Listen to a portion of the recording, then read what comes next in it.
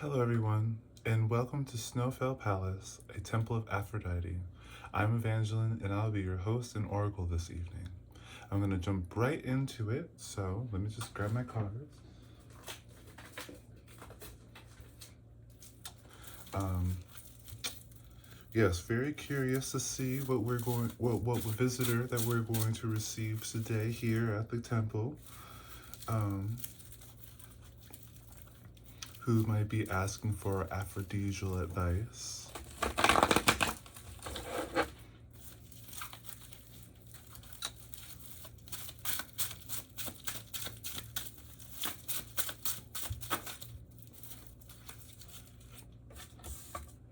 If this reading resonates with you, then you are our visitor this evening, or this evening for me, or afternoon for me, almost evening. If you are not our visitor, then you are one of the oracles, and you're mentoring, I suppose, or just enjoying the atmosphere, whatever it is that you like to do.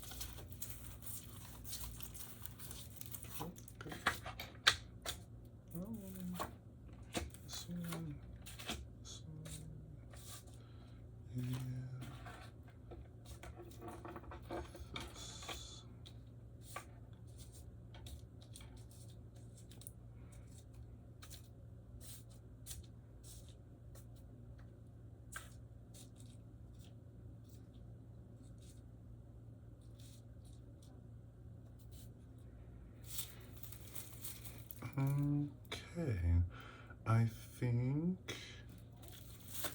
maybe see how many of this. So 3 more. Let's do this, and that.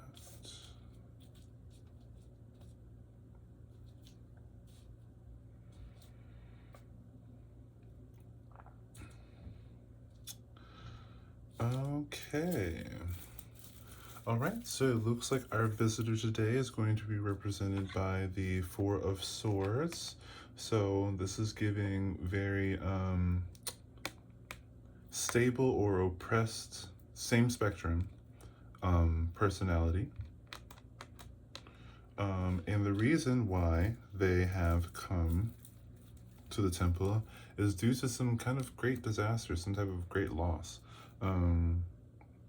Yeah, some type of tragedy, some type of catastrophe. I love the word catastrophe. I was watching, when I was going through my studies, we had to watch a video. It was during my theories of counseling class, and we watched a theory on, well, not a theory, we watched a video on a therapist who was talking to a young woman, and she was going through like the things, her issues, I suppose they were. And she was talking about how, like, I think it was, she was looking for a partner or whatever, and she was talking about how important it was that everything go right, otherwise, it would just be, it's very much like, if you heard, like, when, if you've listened to SZA's album Control, there's one song in which she talks about how, if she doesn't do something, or if she doesn't do something perfectly, then it's just like she's just gonna, like, you know be unalived, like, to catastrophize something. I think is a very fascinating thought process, because it's really suggesting that everything that you have survived was a fluke, and that any moment now, time will catch up with you, and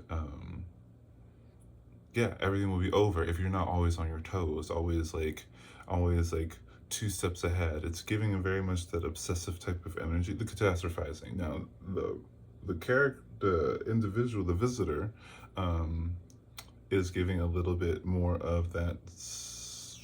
Well, we'll see. We'll lean in. We'll read a little bit more into it.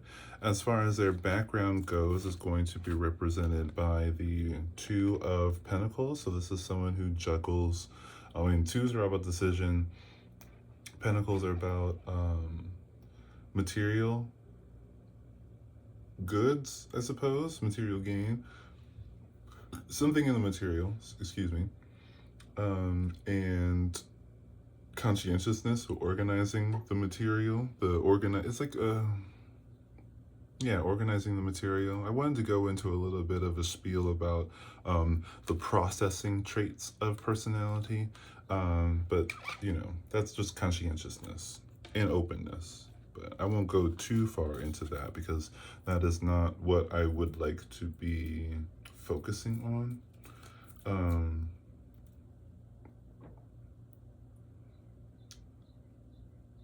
So this is giving, like, with the past being juggled and then the present being a kind of, fours are about settlement and mentality, and then this person is resting. So this is like someone who's like, I don't know, this is like maybe like a reformed obsessive, or someone who was in obsessive energy and is out of, well, yeah, a reformed possessive, like being obsessive wasn't their natural state, or they might have been obsessive and pushed into a more stable state or repressed state. Let's look at the future or the ambitions.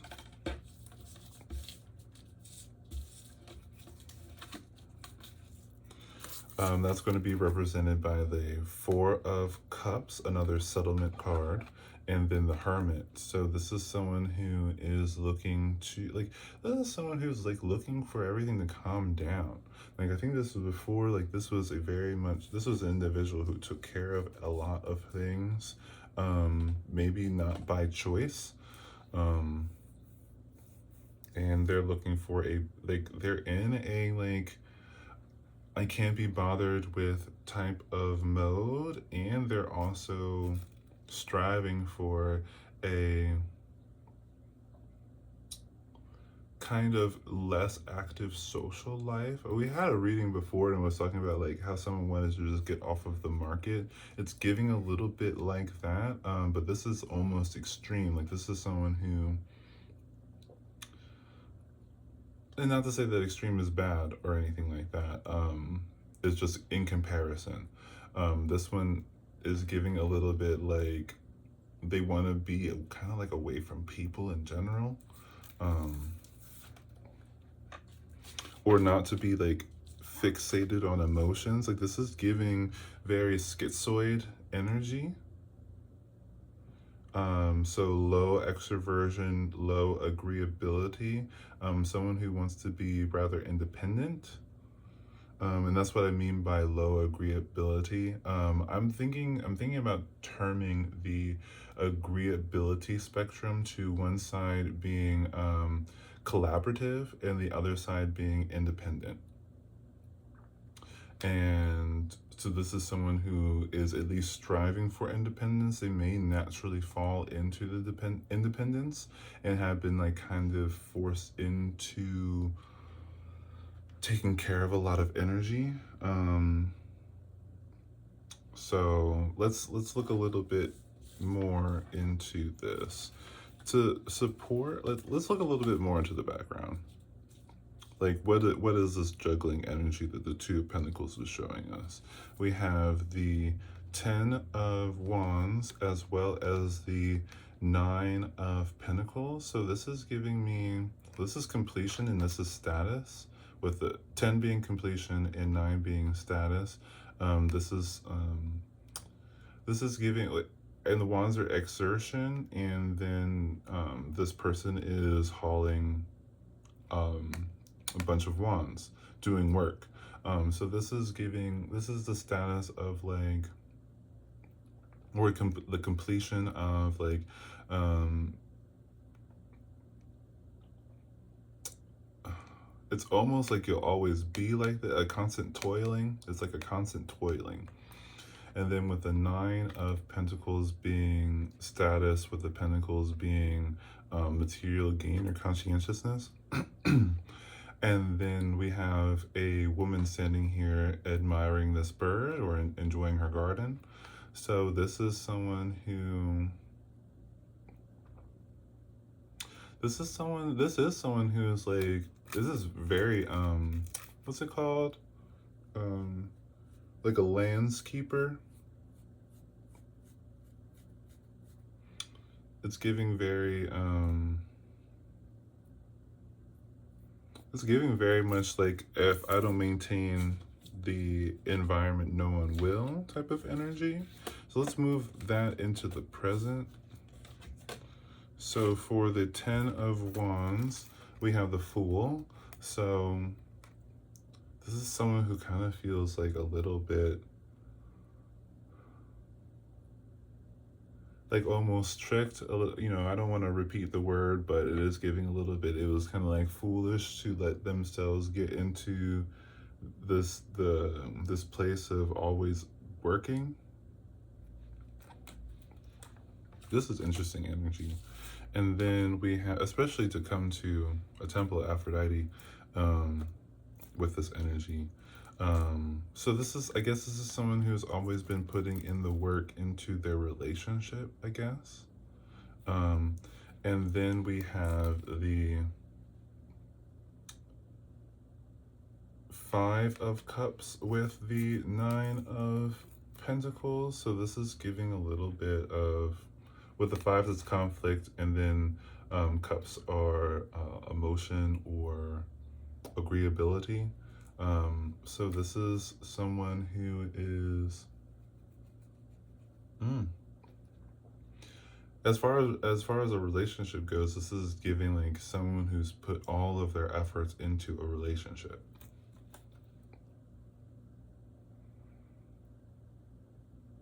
And like what freshly lost it, like with the Fool. Like this is someone who just went through a breakup.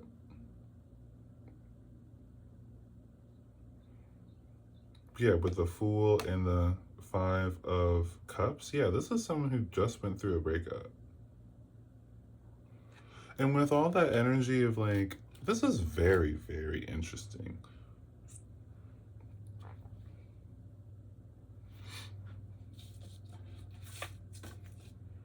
Who are you?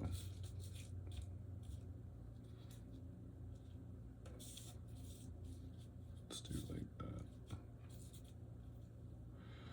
This is very, very interesting. So as far as the past goes, you worked really hard to maintain like a beautiful life. Like you really made like a type of paradise. You're the only one who was taking care of it. You were the only one who was putting the effort into it. It's like you were the only one putting in this romantic energy. And you kind of like, yes, you put all of this effort into the romantic energy, right? You did all of that in the past. Now in the present, you're like, man, that was kind of silly of me to put all this effort into something that only I was going to maintain. And now you're like, it's almost like you're grieving, but you're at peace and you're optimistic at the same time, which again, which is a very interesting feeling. And then with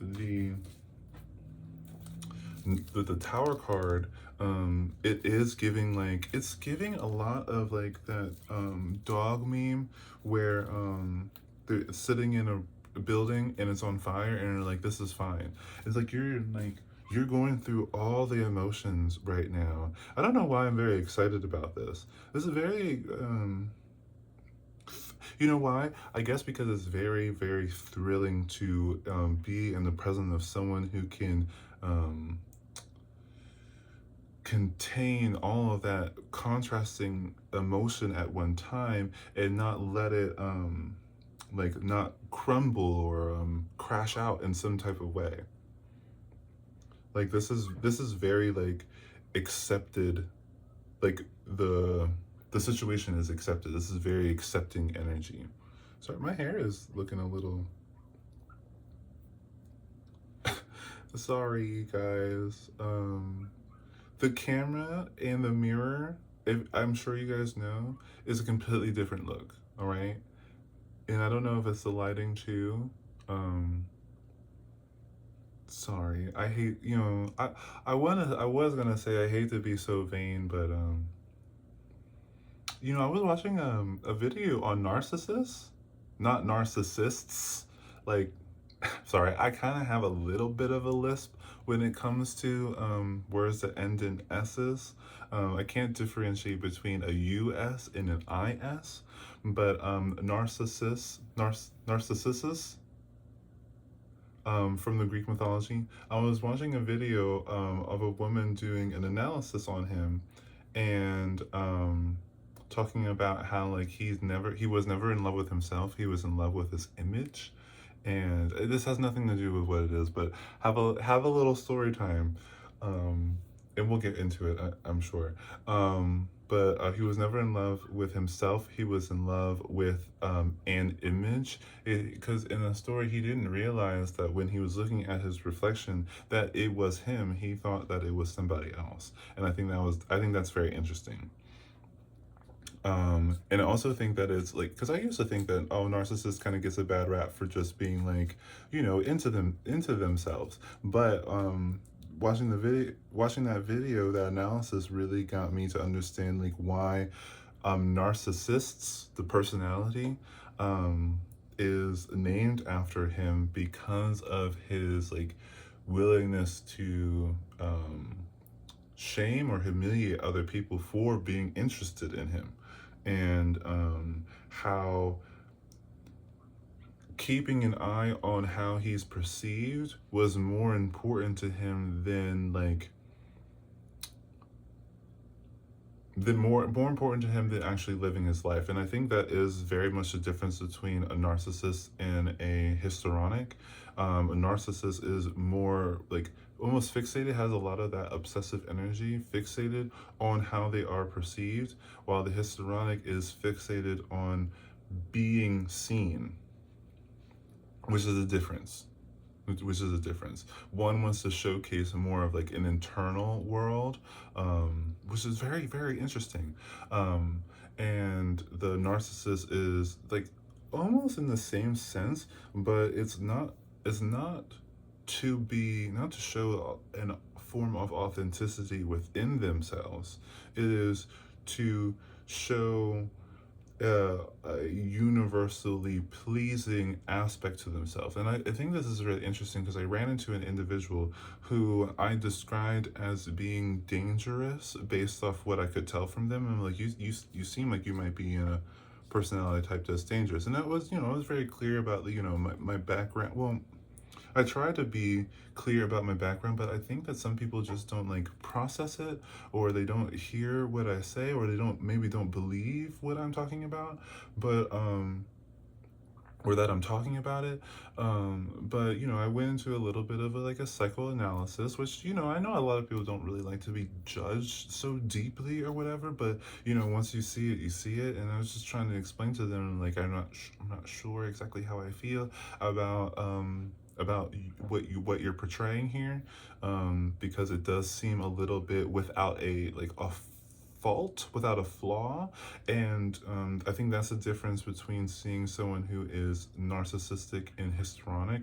A histrionic will portray a flaw because they have romanticized it, while a histrionic cannot portray a flaw because they cannot romanticize what they perceive as being a flaw in other people's eyes.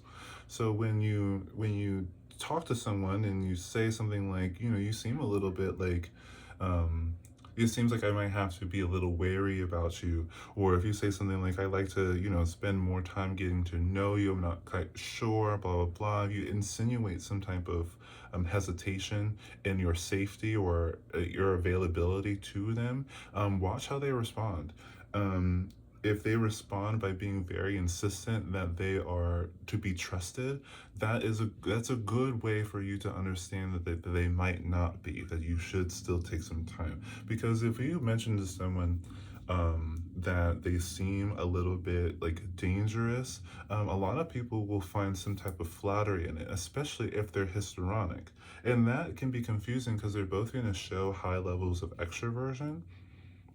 So if you want to filter that out, you can say something along the lines of, "You seem dangerous," and see how they respond. If they're narcissistic, like I said before, they'll try to like backtrack and be like, "No, no, I'm fine. You can trust me. You can be in my area. You can let me into your space. You know, you can." It's very much like how a vampire act, like those old timey vampires where they have to ask for permission to come into your house. It's very much like you'll see them try to do that. And then, but if they're histrionic, then they'll probably say something along, "Yeah, like I am dangerous, you know, you better watch out." You know, they'll try to make it flirty. Other personalities will react to that in different ways as well. Like if it's antisocial and you say they seem dangerous, and then they can say something along the lines of like, "It's probably going to be," now I haven't ran into too much of that because antisocial is kind of easy to see. Um, but they'll talk about they'll say something like those days are over, or maybe they're a little bit, or maybe like a little bit like, who told you that, or how do you know that? But like if say it was a borderline individual, they'll say like, "Yeah, I'm still working on myself, and every day is a constant like kind of like self maintenance. Like I have to keep on checking with myself. I have to make sure that I don't get into, you know," they'll say something like, "I'm constantly working on myself," compared to, yeah, when you're talking to a romantic person in a group, like if you're talking to a person who's in the romantic personality group, they'll say something, they'll accept it, they'll accept the criticism. They'll be like, "Yeah, that's true, and this is what I'm doing with it." Or if they're in the romantic resistant, they'll say, "No, that's not true. I don't want you to know that about me." That, you know, that's a little bit of a detour of what we're talking about, but I think that is important information to share, especially if you are if you're dating, especially Temple of Aphrodite, right? So everything's about romance. So if you're dating, be careful with that. Um, Definitely take some time. Time will always tell. Um, a facade cannot hold consistency. Um, so allow for time to prove consistency. Anywho, um, back to our visitor here, because I think I got I got really excited with the energy of they're in a very accepting energy right now. Okay, they did all this work, they put all this effort into it, and now they realize that maybe that's something they shouldn't have done, and now they are like kind of wanting to like sit with themselves. So that's very interesting. For your goal to sit with yourself, but you came to the Temple of Aphrodite. Okay, I'm just saying. So let's go into option one. What are you thinking about doing with all of this information? Like all of this experience that you just went through. Option one is going to be represented by the Three of Pentacles. Threes are all going to be about striving. Pentacles is going to be material gain or conscientiousness, and then we have three people working together. Um, so, and then it's going to be emphasized with the Elder of Pentacles, which is top tier conscientiousness. So this is high conscientiousness. So this is like option one is like kind of like talking about finding some way to work with this information. Like this is option one is option one seems to like get your get your, what's it called, events in order, your, get all your ducks in a row. It's like a little bit like, it's, that's very interesting. It's like very much like prepping. So like, say we went further with the aspirations with the Four of Cups and the Hermit. This is like getting everything together to like leave society, basically. Okay. Again, I don't know why you're here. Like, I can see how this has to do with relationships, but it does kind of seem like you want to just be single right now, which, we're not mad at that. Um, we're not mad at that. It was just a little surprise. Usually people come here for advice on how to like maintain their relationship or how to get a new relationship, and you're coming here to pronounce your singlehood. Okay, so far. Option two is going to be represented by the Six of Cups. So that's going to be, sixes are all going to be about return. Cups are going to be about emotions or agreeability. And then here, I don't know if you, oh, that's better. We have two children. One older child is giving a cup to a smaller, like a flower to a smaller child. So this is very like it's a very sweet moment. Um, so this is like kind of like, yeah, it's, you know what? It's kind of giving me like option one is to just kind of like screw everything. No more romance, all straight business, or with a hangman here. This is kind of look again at like your childhood ambitions or like what you thought romance was or like what love was. This is like kind of going back to the basics, which okay, I can see. Now I can see. Now I can see. Now I feel like now I feel like you as a visitor are here to see if I can see you wondering if option two is a good option or if they should stick with option one. That's fair. That's fair. Very reasonable energy here. Um, yeah, this is giving very like, yeah, it's giving very stable or repressed energy. It does not seem like you had always been in this state. You're like, it's, I feel like before you were very like, move, move, move, keep yourself busy, keep yourself busy, keep yourself busy. And now it's like high contemplation energy.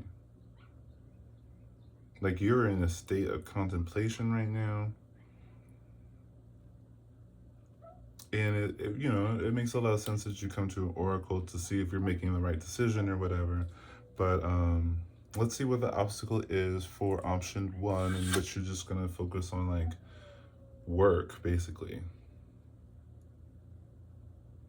And I can see how that would make some decisions for your love life. You could make like it's written. It's really giving like, should I be single? With the dog barking as a confirmation.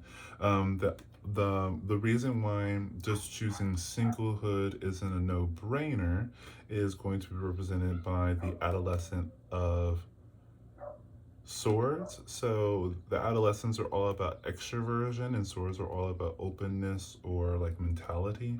So this is giving the reason why you might not just want to focus on work and being single is because there is like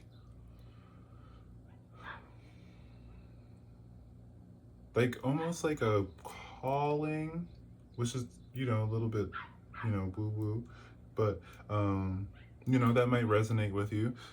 There's a little bit like of a, yeah, like a calling. Like you have this energy and like this idea.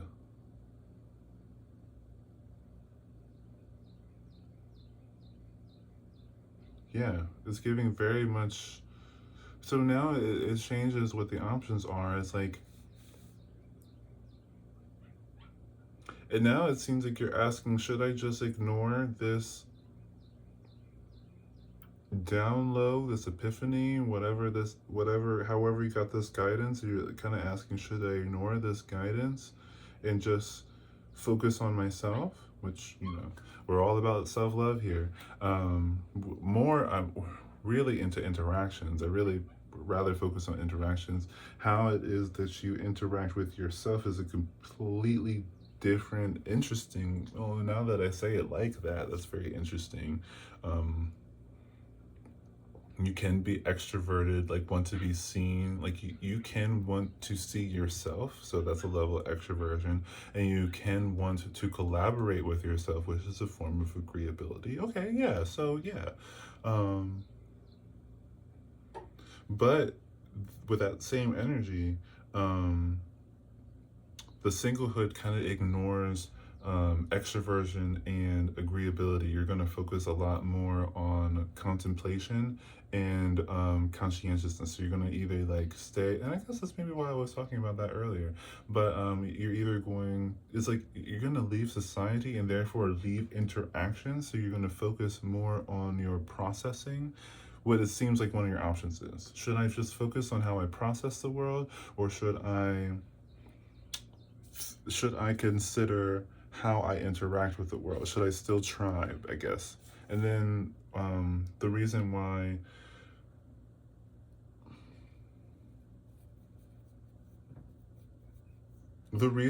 starting over, like this kind of like starting over with this new prospect, or we're not a prospect, it could be a prospect, but with this new thought process, and the nostalgia of what it's like, it really is giving, should I keep following this dream, or should I just give it up and be practical? And the reason why following this dream, or like getting some new, and it's like, seems like getting some new internal insight um from your inner child. um the reason why getting that new insight from your inner child, or like really running with the insight from your inner child, might not, like the reason why you might not want to just throw yourself into it is going to be represented by the star. And so that's suggesting to me that, why would that be a reason not to? It's getting a little bit like that's such a lofty dream, and maybe like it might be a lofty dream at this point, since it seems like you spent a lot of your past interactions pouring in so much effort, and then with the tower here, um, it's all a loss. So it's really like, it's kind of giving me like, how it's giving me, how should I start over? And I could see that the Three of Pentacles and the Elder of Pentacles, if this isn't just focused on work, this is like, if I'm going to continue doing relationships or whatever, it's going to be very like stoic, very like, if I'm using that word right, disconnected, very yeah, you're wondering if you should just, and I'm like, this is so very interesting because one, you're asking me, should I just ignore a part of my personality, or should I embrace a part of my personality? And of course, you know, I'm gonna lean towards embrace a part of your personality, but let's see what Aphrodite has to say as far as advice goes. So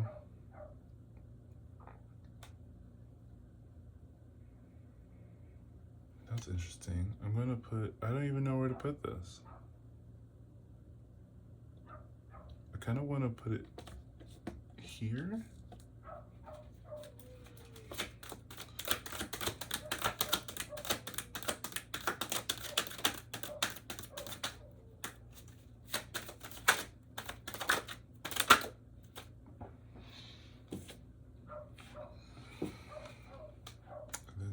guess I'll put this one here.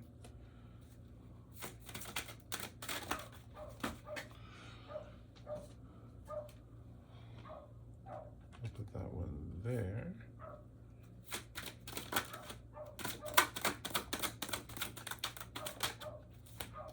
And this one here.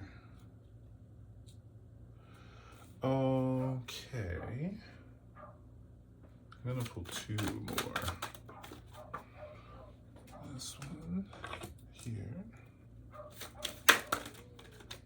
And then this one here. All right. We have at the bottom of the deck, as far as guidance goes, the Six of Pentacles. Sixes are all about return. The Pentacles are about material gain or conscientiousness. And then we see a man here giving to those who are less fortunate, I suppose, or a man just giving to other men. So that first piece of advice is a little bit like, it's giving a little bit like, don't hide yourself, don't hoard yourself, basically. Give, like, it's like, I was trying to say this before, like, kind of like tell your story. Yeah, wonderful insight from you, because I mean, wonderful insight from everybody. Everyone has their own perspective, and it's important for us to gather our notes so that we understand what's going on here on as people, you know. We also have the Two of Swords, and this is in regards to like you. It's giving, like, the guidance I'm giving is that you it's not as though you have let go. It's not as though you haven't already given great strides into letting go of the past, but it is giving a little bit like, there is no reason to worry about, like, if you're going to try again with your love life, there's no reason for you to worry that trying again with your love life is a problem, because it will never be like it was before. You know too much. Like, you've already gotten to a space in which you know that you'll never do that again. And that being connected to the Eight of Pentacles is like, there is like, there's like more work to be done. Like, you know, again, like, not to discredit where you are right now, because it seems like it would take a lot out of anybody, but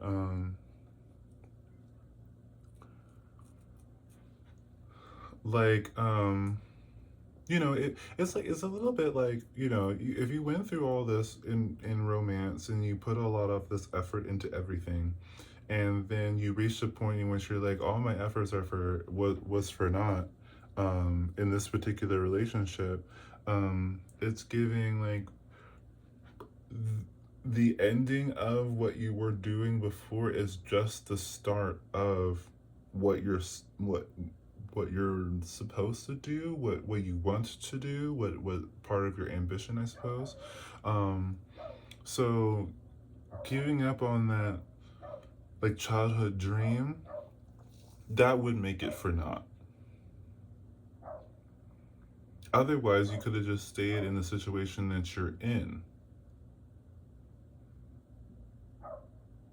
Especially if what you're realizing with the Five of Cups is that you were in the relationship by yourself. It kind of is like, well, if you stick to not being in a relationship, then you're just solidifying more of that energy, I suppose.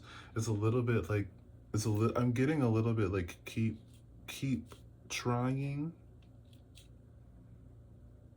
But let's look at the other side. We have the Nine of Pentacles showing up again, and this is like,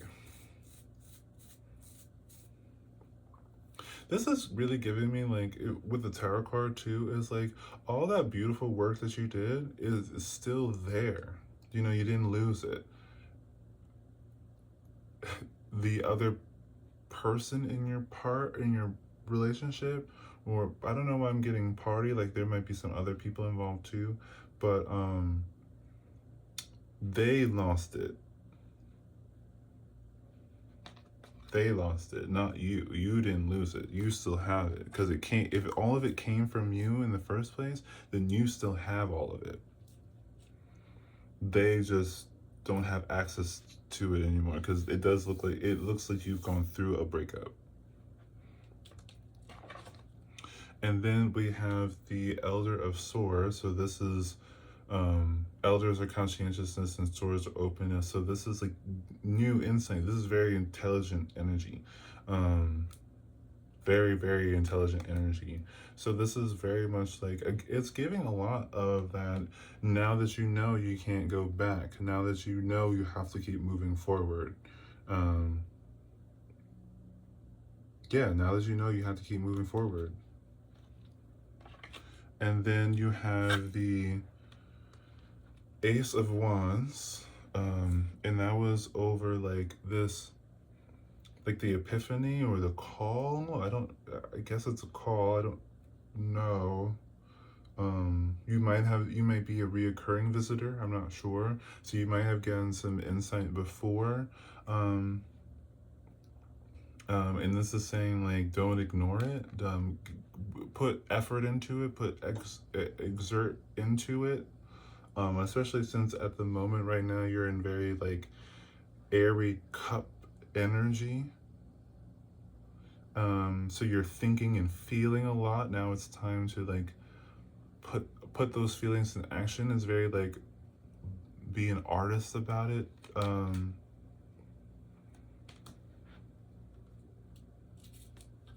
Yeah. And then on the other side with the star being like, you know, a big dream, big dream, big guy, big guy, big guy. Um, I used to wake up and listen to that song, like every day for like a couple, like for like maybe like 3 weeks. Wake up. That was the first song that came to mind. Big guy, big guy. I like Ice Spice. I like Ice Spice a lot. I don't think she gets enough recognition. She definitely doesn't get enough attention, I don't think. Um, Big guy, big guy. Except when she had, didn't someone try to fight her in a Wendy's or a Burger King, in a Wendy's or Burger King, some fast food restaurant. Which is just so, I don't know. She's so 90s coded. It's crazy. It's just crazy. But on the side of the big dream, you have the Chariot, and that is going to be like, you know, that's be confident. Be confident in your dream. You're dreaming it for a reason. Anything in this world you can have with the right perspective. It's all about changing your mindset before you change your habits. Change your mindset and your habits will change as well. Be confident. You're in charge. Your dream. It's your dream. Your life. Big guy.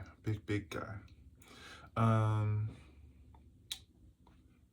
Big guy. Um, I got that square type of hair, the SpongeBob hair. If I was yellow, oh my gosh, would I ever go blonde? If I ever went blonde, no, because what am I gonna do with all the rest of this? It would have to be really ashy. Like I would go gray, maybe, but not SpongeBob blonde. I would love to do a SpongeBob. Oh, I could do a Doodle Bob. Doodle Bob. Um, Doodle Bob. Have you ever seen I hope you weren't looking for a very serious conversation today. But have you ever seen um I don't know who it is. I never seen the person underneath. I have no idea. I have no idea who the person is. But they did a cardboard doodle bob costume and with a cardboard pencil, and they're always doing like the cuntiest shit. I think they even have like the platform stilettos too. Black and white, iconic, just standing with that bright number two pencil type of energy. Um, yeah. And I'm wearing a black and white little vest today. Big guy. Mihoy, mihoy. Oh, I think because wasn't that they did a song, like someone did a remix on the mihoy mi, whatever he says. Um, Ah, see, this is exactly why I wanted to take my practice into like a physical place because I want to be able to pull up these like memes or whatever to show people because that song I want to look it up after this, but yeah, I would say definitely continue on with your little journey there. It looks like you're doing a really great job. It's very, very difficult to know when to call it quits. Um, so for you to, or it does it well. For some people, it's hard to call it quits. For some people, it's easy to call it quits. So I won't say that. Um, it seems like it seems like with the tower as the reason for you being here, it seemed like that was a big deal for you. So and um, for you to make these considerations, that's really good too. Um, to consider to pour into yourself, um, and like versus like on one side it seems like you're deciding to pour on into yourself instead of throwing yourself into another relationship, and then the other side it's um not given to it's like to believe in your dreams and not given to despair. I would say definitely both. Definitely both. I don't see why you couldn't do both. When like as you are, because it takes time to court somebody, right? Or to be courted. So like while you are courting someone, or in the meantime, in that time in which the courting isn't happening, you know, pour into yourself. All the love that you would just pour into someone else, pour into you. And, as you get to know someone, start pouring a little into them, see if they pour into you, pour a little bit more into them, see if they pour a little bit more into you. And then that way you can keep your equilibrium of, and I would definitely say that for like anyone who's watching this. Is like definitely get into like, well, you don't have to be perfect in order to get into a relationship because then you'll be waiting forever. But when you build up enough like momentum to start courting someone, just do it a little bit and then see how they respond. And if they give a little bit back, then you know that it's a little bit like you can give a little bit more. Because they give back exactly what they give you, you didn't lose anything, right? You didn't lose any energy or effort or anything that you wouldn't have like poured into yourself. They poured into you. They took up the responsibility or the task of pouring into you because you poured into them. And then at some point, if you pour into them and then they stop pouring into you, you will like when someone else pours into you is different than when you pour into yours. Well, it is different. It is different. I don't know exactly how to quantify that, but you'll have less of a loss later on because you have practiced gaining. You know exactly what to look for. So if you court someone for like 3 weeks, and so like the first week you pour a little bit, second week you pour a little bit more, and the third week you pour a little bit, you pour even more than that.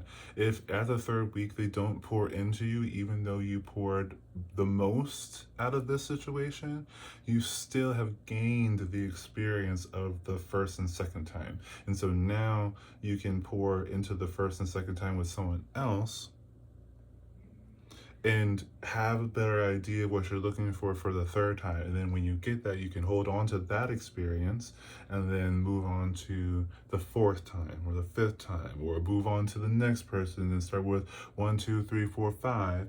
And you already know how 1, 2, 3, 4, and 5 are supposed to go to work, work or whatever, especially if you've been in a situation.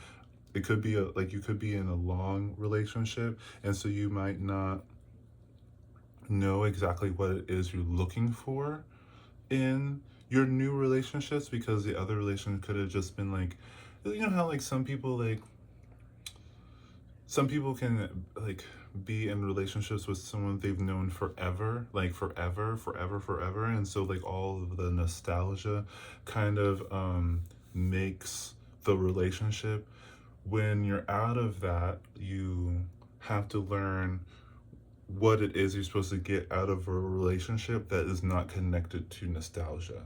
Um, and so like even if the next person that you court doesn't work out, like, because it seems like you put a lot of effort into this previous relationship. If your next relationship doesn't like work out ultimately, like it's not the end goal, it's not like you move from this relationship into a perfect relationship. You at least you'll get some practice into, like, it's still like walking forward. Sometimes you have to talk to like a few people before you get to the ultimate relationship. And that practice is super valuable, even if it doesn't amount to anything. And I think that's how people should. I think I think I'm sure some people think of it like that, but I do think that some people think that that the relationship that they're pursuing is going to be the end goal. I don't know. I don't.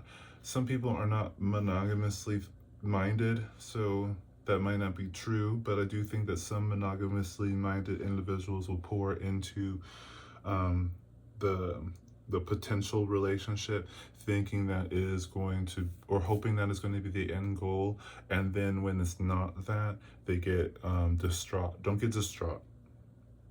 As far as some advice goes, I know that's hard. It's easier said than done, but really, really absorb the interaction. Like it's you can think of it as very scientific, and I think with the Three of Pentacles and the Elder of Pentacles, that type of like idea of like just detaching from it, you can do that in a sense. Like detach when the response is coming.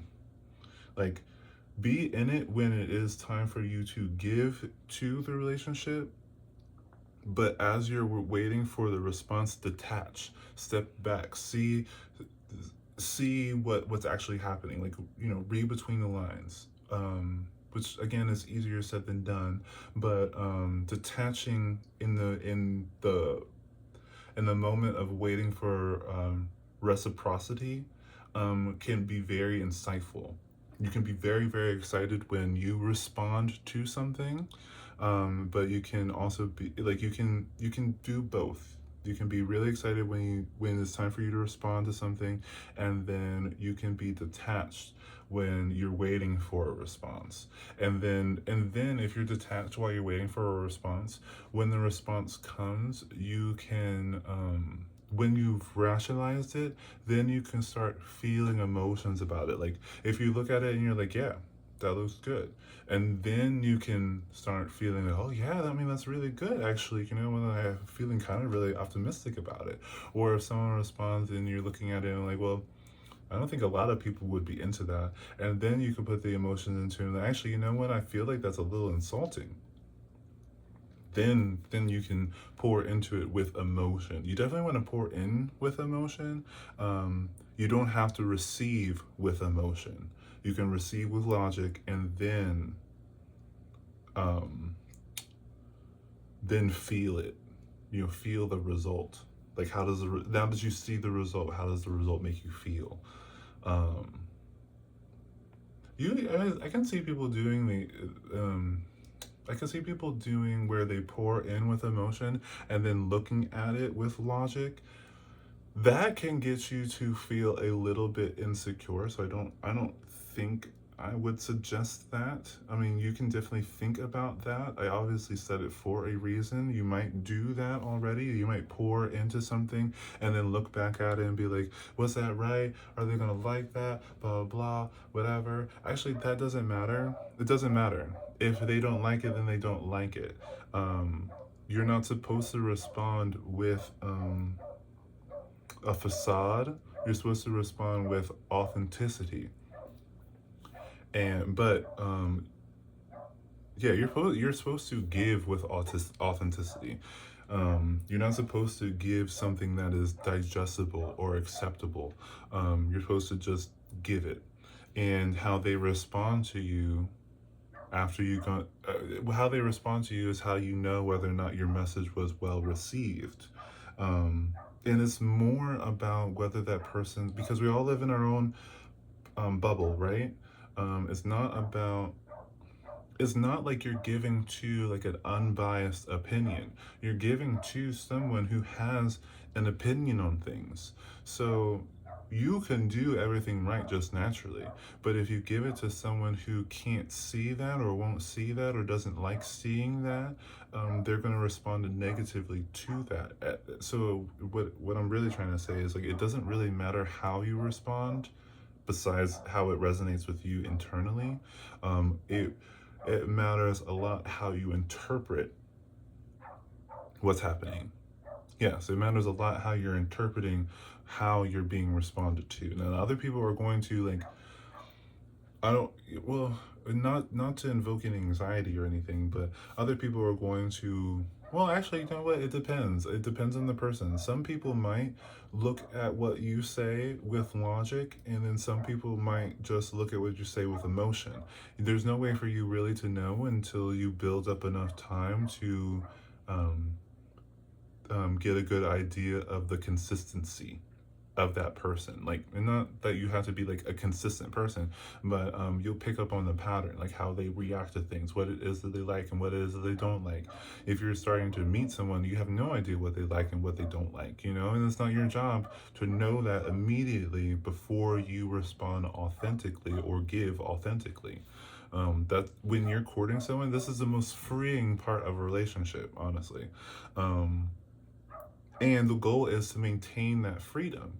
So if you're courting someone, you're supposed to be authentic. Say if someone says something seriously and you feel like responding to that silly, there's no problem with that. Or if yeah, there's no problem with that. There's no problem with responding to something in a particular mood. It's just kind of like, oh, I say that because I say that though, and I don't want it to be um, like I can see people being like kind of like in a bad mood and responding to people, and that's like kind of like maybe not the best way to get you. Like, it's not about a destination; it's about the journey. And I know that's been oversaid or whatever, but everything I say are things that I've heard before. I'm not saying anything new. I'm just repeating things that make sense to me, and hopefully a way that makes sense to other people. But always go into a relationship authentic, so they know who you are. And if someone responds like you, and the only reason why you're using your logic is to see if someone is responding to you authentically or not. Are they trying to tell you what you want to hear, or are they telling you how they feel? And that's very different. It's very important to find someone who's going to tell you how to feel early on, so that later on you're not wondering how they feel. It just saves a lot of like brain function later on. Like, not to say that it's a bad thing to use your brain in a relationship, but sometimes you don't want to use it to figure out if someone's like playing games with you. You know, that's basically, I guess that's basically what the advice is for. I hope all this rambling is helpful. I'm trying to say this in a way that is, I'm trying to say it authentically and a way that is going to, because I'm trying to be educational, I suppose, about it. Um, you know, I'm trying to be helpful, I suppose. Or I'm trying to be helpful to past me, like this is what I would want to hear. Um,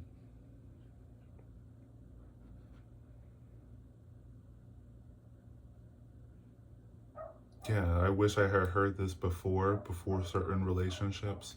Um,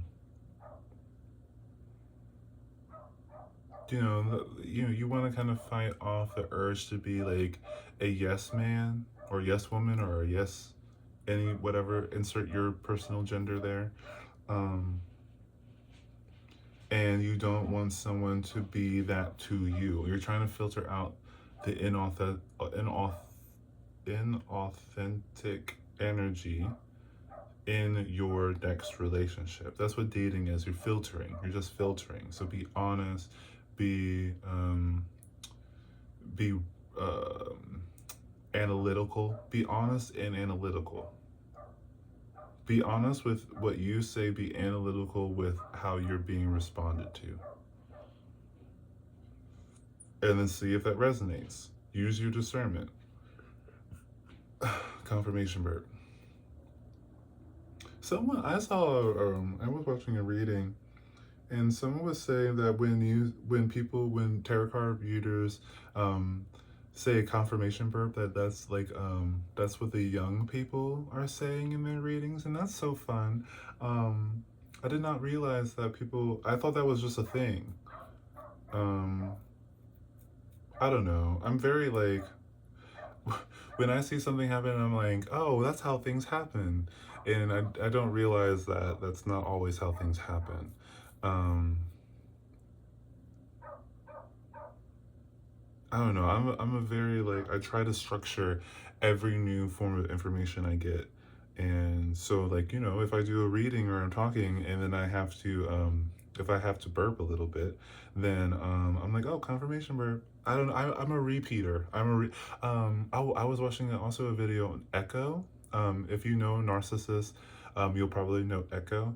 And I really resonate with like she was also a very dependent energy. Like she was a dependent personality energy after she was cursed by Hera.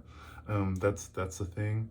Um, and I see why a narcissistic personality trait is drawn to a dependent personality trait, or a dependent personality trait is drawn to a narcissistic personality trait. I can see because they are very echoes of each other. One is very focused on how they are perceived, and the other one is very focused on showing perception. Reflecting perception is very very reflective.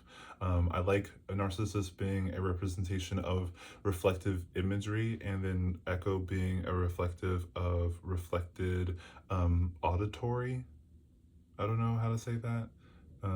Yeah, auditory communication or interaction. I like that. I like that a lot.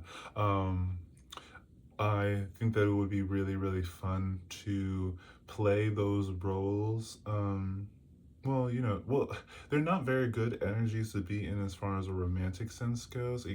But as a histrionic, I romanticize everything. Um, so, I mean, to sit in front of the vanity and only repeat the same thing back at you, which is, what's that called? Affirmations. Um, affirmations is very echo narcissist type of thing, but it's for, I think, you know what? I think that these are very big aspects about people, like people, like anybody, um, to like kind of see how like there is a difference between how you feel and what you feel when you see yourself. How there's a difference between how who you are and how you perceive yourself. Yeah, that's probably a better way to say it. And you talk to yourself like Echo would talk to Narcissus or anybody else. Whatever you say is repeated back to you, like in your own head. So if you say, I'm a wonderful person, you hear in the back of your head, I'm a wonderful person. I'm a wonderful person. I'm a wonderful person. Wonderful person. Person. You know? Something like that. I'm a person. I'm a person. And so everything you say kind of gets echoed back at you, and it keeps echoing back, so you continuously hear the same phrases over and over and over and over and over again.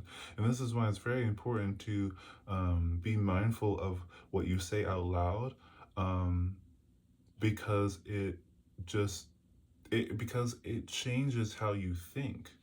I'm a wonderful person. I'm a wonderful person. I'm a wonderful person. It's very different than um, and your brain also I don't know, you all probably already know this. This is all old information, but your brain doesn't register negatives. So if you say, if you told yourself I'm not an awful person, your brain filters that into and it skips not. It says I'm an awful person, an awful person, an awful person. So it gets you to focus on the idea of what an awful person is. So you'll start seeing more um, awfulness. So that's why it's kind of important for you to be you could, like, if you catch yourself saying like I'm not an awful person, you could say, in fact, I'm a wonderful person. And then the last thing you said is what's echoed. It's always the last thing that you say, and that's why it's called an echo, or that's how echoes work. I don't know if that's why it's called an echo, but that's how echoes work. It's always the last thing you say, the last thing you say, the last thing you say, the last thing you say. You say, you, you know, you know. So yeah, it can be really fun to have that as a type of like mental exercise, to exercise. Um, and and also I was thinking about this, but it's not really too much about what you say. Is like I'm trying to start saying things like, um, like if you start a new habit and you're like, this is going to get me to my goal. And then, so the last few words is echoed back into you, to my goal, to my goal, to my goal. Your brain will register that as like, you're not there yet, you're not there yet, you're not there yet. So instead of saying like, this will help me with my goal, you can start saying, if you want to, your choice, of course, but you can start saying, this habit is really highlighting who I am, who I am, who I am, who I am. And that really supports who I am, who I am, who I am. And you can start saying things like, everything I do supports who I am, who I am, who I am. And everything highlights how wonderful I am, how wonderful I am. Yeah, these are wonderful practices, wonderful practices, wonderful practices. And so it's no longer about a past or a present thing, or because you could be like, this habit is keeping me from being who I was. And then because the last few words you're going to hear is who I was, who I was, who I was. So you're always going to think about who you were. Or if you and so that's the past. And then you can also say, this habit is helping me become who I'm supposed to be, who I'm supposed to be, who I'm supposed to be. And that's going to be very future things. It's very distancing to say those last few things. One keeps your presence. One keeps your presence in the past, so it keeps you away from your actual present state, and one keeps you present in the future, which keeps you from that present state. So it's more about like I said before, these habits help highlight who I am, who I am, who I am. And so it's more about who I am, not was or will be, but who are you? Who are you? Who are you? You are, you are, you are. You are, you are, you will always be. You always were, you will always be, you are always. You are always, you are always. I am always. I am always. I am me. I am me. Yeah. So I hope you enjoy that little bit like of a like I think it's a fun thought process, and I'm also learning a new language. I might get into talking more about that. I want to start introducing more words that apply to the tarot card readings later when I get a little bit more advanced into it. But I think that could be a really fun thing to do with yourself, to repeat these things in a different language. I think that would be really fun, and that's going to be really subconscious because yeah, it's going to be really subconscious because it's not going to be like it's not going to be so conscious like right in the foreground of your perception. It's going to be in the background of your perception. It's going to take some mental energy to interpret what you're saying to yourself, and that's going to echo that even more. So um yeah, I hope that everything you do promotes who you are, which it could not, there's no way for it not to. Everything you do promotes who you are. I hope that you had I hope that you enjoyed your visit here at the temple. Um, and if you didn't, then that is totally your choice, and I completely respect it. I respect it. I respect it. Um, I hope that you have a wonderful morning, day, afternoon, or night. If you do not wish to have a wonderful morning, day, afternoon, or night, morning, day, afternoon, or night, then that's totally your choice, and I completely respect it. I respect it. I respect it. Until next time, guys, I'll see you.